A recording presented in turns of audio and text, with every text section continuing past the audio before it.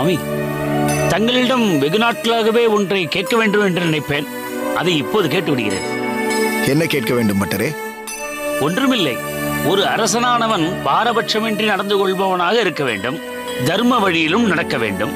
சில நேரங்களில் குற்றம் இழைப்பவர்களுக்கு கடுமையான தண்டனை கொடுக்கும் போது இதயத்தை கடினமாக வைத்துக் கொண்டு உத்தரவுகளை இட வேண்டும். அப்படிப்பட்ட ஒரு அரசன் பக்தனாகவும் சில பக்தர்களுக்கு அனுகூலனாகவும் இலகிய மனதோடும் இருப்பது சாத்தியமா? தாங்கள் தான் அடியனுக்கு தெரிவிக்க வேண்டும். பட்டரே, வெகு நாட்களாக ஓடிய கேள்வி அல்லவா? அதுதான். ஒன்று விடாமல் கேள்விகளை கேட்டு முடித்து விட்டீர்கள். பதில் கிடைக்கும் அல்லவா? மிகவும் கடினமான கேள்வியை கேட்டு விட்டேனோ, அல்லது அது போன்ற அரசரை காண்பது கடினமோ? அப்படியெல்லாம் ஒன்றுமில்லை. முற்காலத்தில் ஜனகர் போன்றவர்கள் அரச தர்மத்தையும் கடைபிடித்து பரமார்த்த தத்துவங்களிலும் சிறந்து விளங்கி பக்தர்களையும் போற்றி வணங்கியிருக்கிறார்கள். ஆனால் நடப்பது கலியுகமாயிற்றே. இதில் பக்தர்களையும் அவக்தர்களையும் அறிந்து கொள்வதே மிகவும் கடினம். இருப்பினும் இந்த கலியுகத்திலும் அரசராகவும் பக்தராகவும் திகழ்ந்து சக வைஷ்ணவரிடம் மிகுந்த விசுவாசமுடையவராக விளங்கிய குலசேகர ஆழ்வாரை நிச்சயம் குறிப்பிட்டே ஆக வேண்டும். அவர் எம்பெருமானின் கௌஸ்துபமணியின் அம்சமாக சேரநாட்டின் திருவஞ்சி களத்தில் அவதரித்தவர். அவரது பக்தி நிலையை பற்றி கூறுமே. இந்த செவி படைத்த பயனாய் அதை கேட்டு மகிழ்கிறேன். குலசேகர ஆழ்வார் பெருமாளின் மீது தீரா காதல் கொண்டு அனுதினமும் பித்தனாய் போற்றி வந்தார். இதனால் குலசேகர பெருமாள் என்றே அனைவரும் அவரை அழைத்தனர். ஓ, அவர் பெருமாளை மட்டுமல்ல, அவருடைய அடியார்களையும் மிகவும் கொண்டாடினார். ஒரு சமயம் ஸ்ரீரங்கநாத பெருமாளை சேவிக்க விரும்பி ஸ்ரீரங்கம் புறப்பட்டார். நம் அரசர் ஸ்ரீரங்கம் சென்றால் ரங்கநாதரிடமே பிரேமை கொண்டு ஸ்ரீரங்கத்திலே இருந்து விடுவார், பின்பு நாடு திரும்ப மாட்டார் என்று எண்ணிய அமைச்சர்கள் குலசேகர ஆழ்வார் புறப்படும் நாளன்று நிறைய வைஷ்ணவர்களை அரண்மனைக்கு அனுப்பி அரசனை காணும்படி செய்தனர். அச்சோ, ஆழ்வார் அப்படியானால் ஸ்ரீரங்கம் போக முடியவில்லையா? ஆம். திருமாலை வழிபடுவதை காட்டிலும் அவன் அடியார்க்கு அன்னமளிப்பதே மேல் என்று யாத்திரையை தள்ளி போட்டார். இப்படியாக அவர் ஸ்ரீரங்கம் புறப்படும் நேரமெல்லாம் அடியார்களை கொண்டு ஆழ்வாரை யாத்திரை செய்யாமல் தடுத்து வந்தனர் மந்திரிகள். பிறகு என்னதான் ஆயிற்று திருக்கச்சி நம்பிகளே? திருமாலடியார்களை கொண்டாடி கொண்டு ஆழ்வார் அரண்மனையிலே தங்கிவிட்டாரோ? ஆம்பட்டரே, ஆழ்வார் அரண்மனையிலேயே தங்கிவிட்டார்.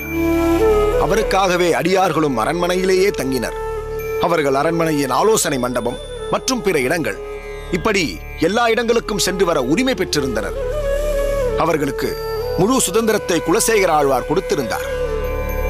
இதனால் பொறாமையடைந்த சில மந்திரிகள் அடியார்களிடம் குலசேகர ஆழ்வாருக்கு வெறுப்புண்டாகும்படி செய்ய நிச்சயித்தனர். ஒரு நாள் பெருமாளுக்கு திருமஞ்சனம் நடைபெற்றுக் கொண்டிருந்தது.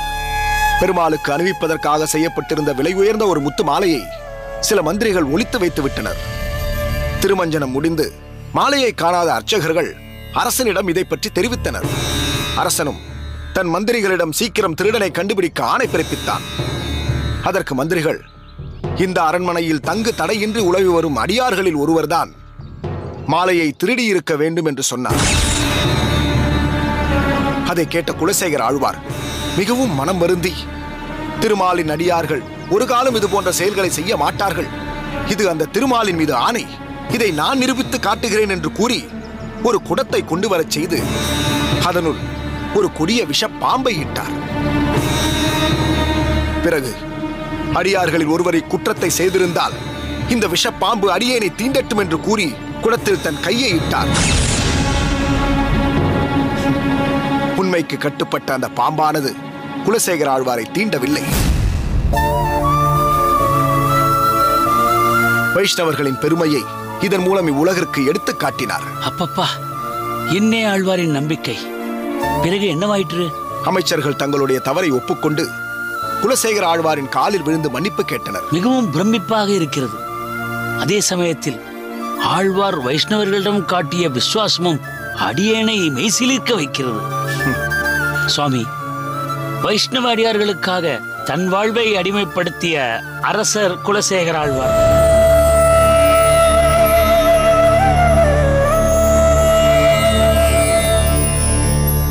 கோவிந்தா, பாசுரத்தில் மிகவும் ஆழ்ந்து விட்டாய் போல இருக்கிறது. ஆம் சுவாமி, ஆழ்வார் பாசுரம் ஆயிற்றை ஆழ்ந்துதான் போய்விட்டேன். குலசேகர பெருமான் அந்த திருவேங்கடமுடையனான ஸ்ரீனிவாசனிடத்தில் எத்தனை அன்பு கொண்டுள்ளார். தயவு கூர்ந்து தாங்கள் சேவித்த இரு பாசுரங்களின் அர்த்த விசேஷத்தையும் அடியேனுக்கு சொல்லி அருள வேண்டும். கோவிந்தா, இப்பாசுரங்கள் பெருமாள் திருமொழி எனும் பாசுர தொகுப்பில் 4ஆம் திருமொழி பாசுரங்கள். இதில் 10 பாசுரங்கள் மூலம் திருமலையில் உறையும் எம்பெருமானை போற்றி தான் அந்த திருவேங்கடமலையில் ஏதாவது ஒரு மீனாகவோ மரமாகவோ நாரை பறவையாகவோ அல்லது ஒரு காட்டாராகவோ பிறக்க கடவேன் என்று திருமலையின் புகழை போற்றி பாடுகிறார்.